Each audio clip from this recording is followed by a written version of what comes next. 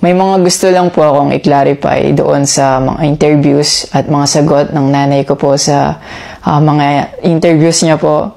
Unang-una po yung 70K na incentives po na sinasabi niya from World Championships 2021 po.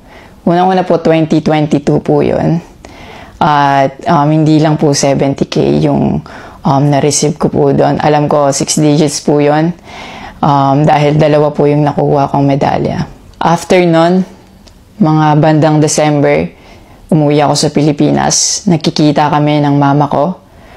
At hindi niya sa akin sinasabi na na-receive niya na pala yung incentives ko from World Championships. Hindi ko pa po malalaman na na-receive niya na po yung incentives ko kung hindi ko pa po hinanap. Never ko na po na-receive yung incentives ko po na yun. At never ko na rin naman po na hiningi yun sa kanila. Binigay ko na at wala na po yun sa akin. Ang sa akin lang naman, gusto ko malaman kung saan napunta yung incentives ko po na yun.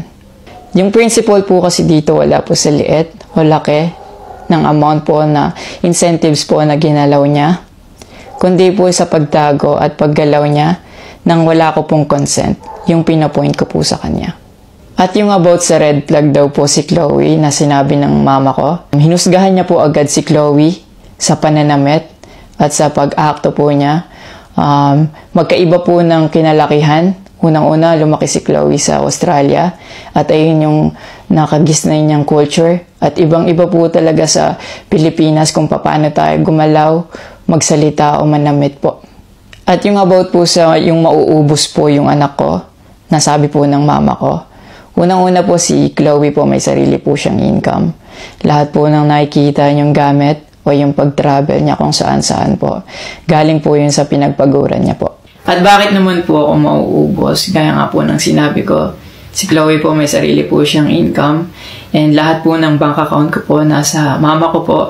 At may mga instances po talaga na si Chloe po yung sumasagot sa akin that time po. Bukod sa incentives po, nasa kanya din kasi yung bank account ko sa monthly allowances sa pag-gymnastics ko. And nung nakuha ko na yung bank account ko po na yun, doon ko po nalaman na inuubos niya po yung laman nun. And nasa akin po yung mga bank statement ng withdrawal po na ginagawa niya po. Sabi niya po nagsimula daw yung hindi namin pagkakaintindihan dahil kay Chloe daw po. Opo, totoo po yun. Dahil ever since unang-una pa lang, ayaw niya na kay Chloe kahit hindi niya pa po nakikita or nakikilala in person. And mas nagkalabuan po kami nung naglagay po ako ng boundaries sa relationship ko kasi pinaglaban ko po si Chloe dahil gusto ko po siya. Yung about sa training camp na kinikwento niya na si Chloe dapat wala na daw doon, sabi ng former coach ko pagdating nung dalawang magte-training camp doon. Usually, kapag magte-training camp kami, palaging naka-hotel.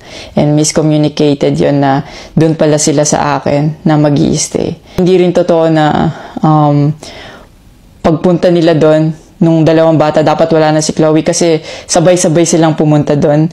Actually, nagulat pa yung former coach ko kasi nandun si Chloe. Minelcome naman namin sila talaga. Nag-prepare kami para sa kanila. So, hindi ko alam kung bakit ganun yung mga sinasabi niya. At yung sinasabi niya po na yung dalawang bata po dahil si Chloe andun, yung nakabalandra daw yung puwet po. Bilang nakakatandang kapatid po, bilang boyfriend ni Chloe po at bilang ate at kuya po, kami po aalagaan po namin sila. Hindi namin po gagawin yung mga iniisip niya na ganon ang dumi niya mag-isip at hindi appropriate yon para sa akin at disrespectful yon actually sa akin and kay Chloe po. And yung sinasabi niya na so dapat wala daw pong outsider or guest po doon sa apartment ko po. Di din po yung totoo kasi wala naman pong naka-indicate or nakalagay sa contract na bawal yung guest or outsider sa loob po ng apartment po. And actually, invited po si Chloe ng former coach ko from Japan nung SEA Games pa lang po sa Vietnam. So, sinabihan kami na invite mo na lang si Chloe sa Japan and doon kayo mag-hangout. Sabi niya pa na feeling niya daw nilalayo ako ni Chloe sa kanila.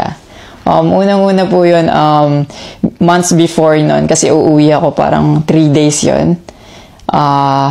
Sinabihan ko na sila na mag-i-spend time ako kay Chloe. Nagpunta kami sa Baguio. Sinama ko si Chloe, nag-spend time kami.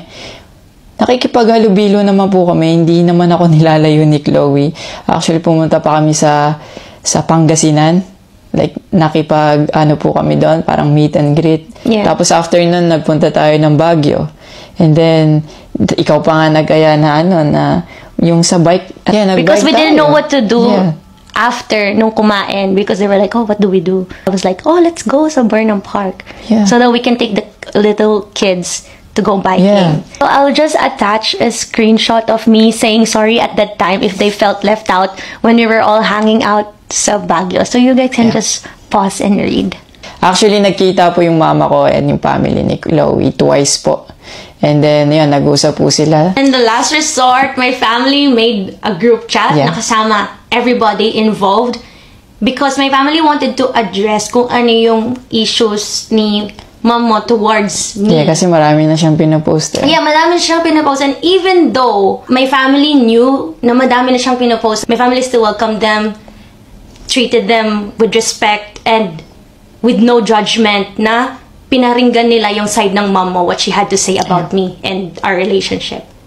And then, after the group chat, she left. Yeah. Your mom left. And wala siyang narinig anything from my family. May recent interview po kayo na kinakongratulate niyo po ako. Kung genuine po talaga kayo, maraming salamat po. Ina-acknowledge ko po yung pagka-congratulate niyo sa akin.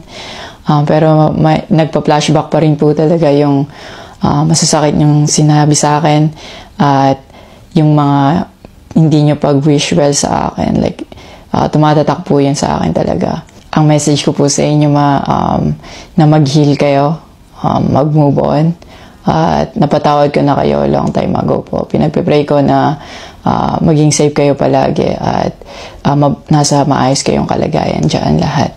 Tigilan na po natin to at i-celebrate na lang po natin yung mga ginawa po ng paghihirap, pagsasakripisyo ng bawat atletang Pilipino dito sa Olympics.